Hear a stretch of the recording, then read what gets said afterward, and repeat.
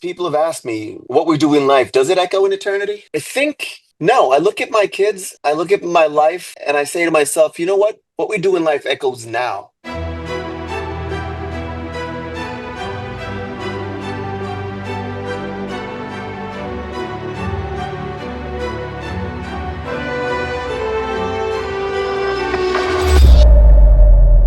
I remember that day. I never forgot it. That a slave could take revenge against an emperor. Where were you born? I don't know. I never knew a mother nor a father. You will be my instrument. Who are you? Hi, Alexander. How are you today? Hi, Ridley. I'm great. How are you? I'm great as well. So, my first question for you is just when you got the news that you were cast in Gladiator II, what was that like for you? Well, let me take you back, Brittany, to when I'm probably 4 years old, and me and my brothers, we're all filmmakers. And we got our first behind the scenes movie, and that was Alien, Ridley Scott's film. From that moment on, we were all hooked. Right, my brothers today, they're directors, and I'm an actor. We had Blade Runner on repeat in my house.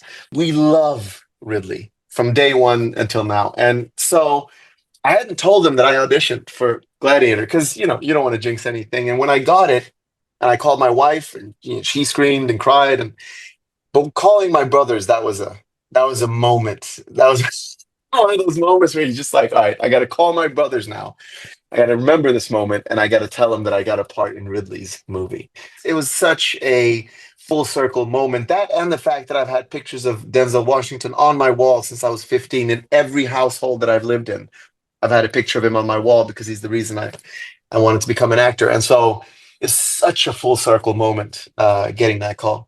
Speaking of Denzel Washington, what was it like? You said you've had posters. Part of the reason you wanted to be an actor was seeing his work. So, what was it like, working with him? I mean, we didn't have any scenes together. We pass each other in one scene, and I got to sort of because I couldn't get out of the room when I exit. I made my exit, and I couldn't get out, so I had to stand there and sort of looked over my shoulder. You're not supposed to look over your shoulder to look at other actors and scenes, but I sort of tried to get a little peek. And the guy is touched by God. There's no other way to put it. And standing, 8 feet away from him, looking at him, like right in his craft, just performing. Every moment is fresh. Every moment is new. Every take is a new world. It was inspiring. I mean, absolutely inspiring. I was as inspired of watching him on set that one day as I was looking at that picture of him as Malcolm X on my wall when I was 15, saying, I hope I can do that one day. And so I really enjoyed your character, Ravi. So what was it like when you were portraying him? Did you have any, like creating his intricacies, and did you have any creative freedom or anything that you pulled from particularly in creating the character? The great thing about Ridley is he'll create a whole world, he'll build all the sets, he'll do everything, he'll help you get all the right clothes and the right wig and discuss the beard. And then after all that was done, he said, I think Ravi is like a character from Dickens. I want him to be Dickensian. And I knew exactly what he meant. I was like, say no more. I know exactly what we're after. And so I'm East African. I'm from Uganda. And I wanted to find an East African Dickensian character who reminded me a little bit of my uncle, always with a little cheeky smile, always with that little devil in his eye. And also because it's very easy to assume that because he's an ex-gladiator that he's going to be rough and sort of rugged and have all these muscles, but I wanted him to be soft and funny. And you'll just have to assume that he could kill people in an arena 20 years earlier. Like major MMA fighters that you'll see today, they're not burly when they're off. They're just nice guys. They're dads and moms, and they're just people. But then when they get in the ring, that's when they get dangerous, and that's what I wanted Ravi to be. And obviously, your character shares a lot of scenes with Paul Mescal. So, what was it like creating that rapport between the characters? Because for me, watching it, that was a lot of my favorite scenes were the two that you two shared together. Wow, thank you, thank you. No, I mean the fun thing about Paul is he's like a guy you'd meet at the pub. You never ever think that he had a $300 million movie on his shoulders when he walks onto set. He's just like a guy. He just walks on. He's like, "Hey, how are you?" He's just cool. He's just very, very cool.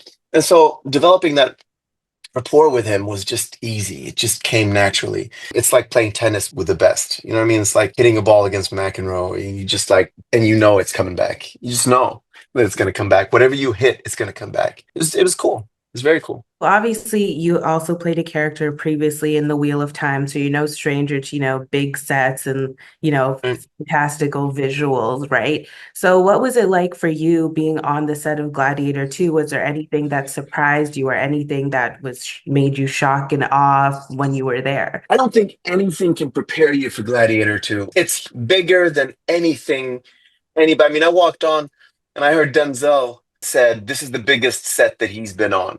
If it's the biggest set Denzel's been on, it's definitely the biggest set that I've been on. I mean, it was massive. It's thought provoking and it pulls emotions out of you. That set. That the one thing that I remember from being on set was I brought my family to set, my wife and my three kids, and we're walking around. I'm like, look at that statue, and look at there's the Senate's over there, and there's the this and there's the that, and then all of a sudden I lose my wife's attention, and I'm like, Mullen, because that's her name. I'm like, Mullen, what's going on? And I noticed that I happened to brought her to set the day 350 oiled gladiators were on set. Like, oh, damn it. Of all days to bring your wife to set, Yeah. don't bring your wife to set when 350 oiled 25-year-old gladiators with 8 packs are walking around. Another question I had for you. So obviously Gladiator II is a historical epic, Wheel of Time is a fantasy series. You are also in The Swarm, which is sci-fi. Is there anything in particular about those genres that you really enjoy and would like if you would like to return back to them at any point? The interesting thing about the genres, I mean, as far as Wheel of Time goes, I love filming genre films because the ceiling is really, really high.